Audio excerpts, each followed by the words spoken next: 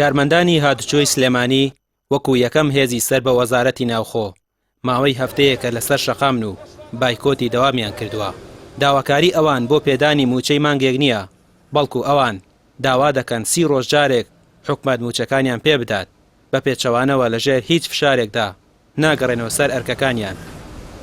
لێرە نییە، حکومەت لە بەغایە بۆ خۆی دانیشتووە ئەبێت چاوەڕێک ئایشاڵەکەی بەخاجیان پارەکانی ڕێمیش لە ڕێگانی وەی لێبەرێ و نیوەگەی گەشتی تەوزێکا بەسەم فەقیر وەژارەیە. حکومەت لەم شارەیان نەماوە برا.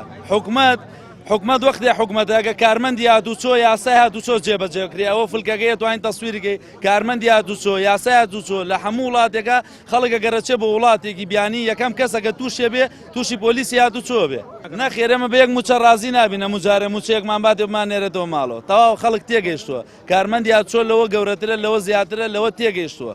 موچەیەکە باتێ و بڵێ بڕۆ. ئێمە مەرجی خۆمان ئاشکرایە، ئەمە یەک هەفتێ مەرجەکانی ئێمە زۆر ڕوونە.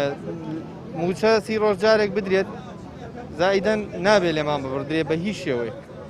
ئەمە پێی ناودرێ پاشەکە و دەمجارەکە ئەیکەن، ئەمە پێ وترێ لێبڕین. منەڵەم حکومەت ئیفلاسی کرد و حکومەت کوانێ ئەگەر ئیفلاسی نەکردای داواکارەکانمان جێبەجێ ئەکرا ئێستا. بەس لەو ناخۆشت لە هەمووی ناخۆشرەوەی میلەت کوات هەرەو تۆزەیە معاشوەڕ بەس مرورە بۆ هەمووی داوای مافی خۆی ناکە. ئەگەر موچەکە ئاوا بێت بۆ برینە بێت ئێمەش هیچ شینێک نییە، زەمانە نییە بۆ ئەوان کە بڵێ هەرم مانگەیە، چونکە ئەوان زۆریان ئەم مینانە دووبارە کردوێتەوە ئەم شتانە بڕێران ناو نەچۆتە سەر. ئێمە بڕیارمان ناوە ئەگەر موچەکە ئاوا ببڕێ هەر ناچینەوە سەرداوە. تا دێت ناڕەزایەتیەکانی هاتوچۆی سلێمانی زیاتر دەبێت.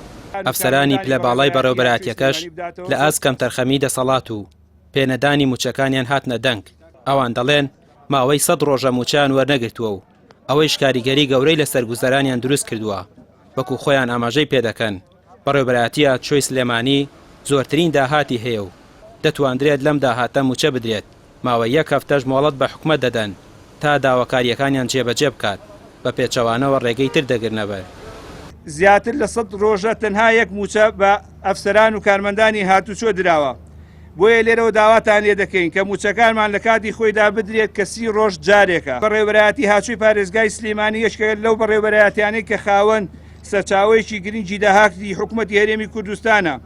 بۆیە لێرەوە ئاگاداری بەڕێستان دەکەین کە بار و گوزەرانی ئەفسەران و کارمەندانی هاتوچۆ لە دۆخێکی زۆر خراپدا بە هەموو شێوەیەک پاڵپشتی لە یاسای چاکسازی دەکەین بە مەرجێ دەست نەبرێ بۆ موچەی فەرمانبەرانی ڕاستەقینە.